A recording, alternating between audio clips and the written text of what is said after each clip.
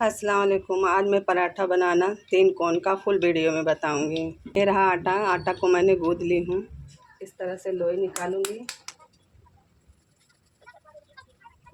इसे बराबर से बेलूंगी।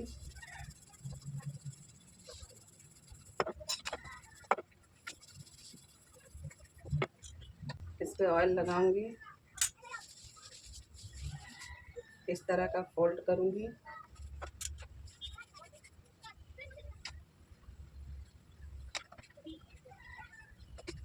अब इसे बराबर से बेलूंगी।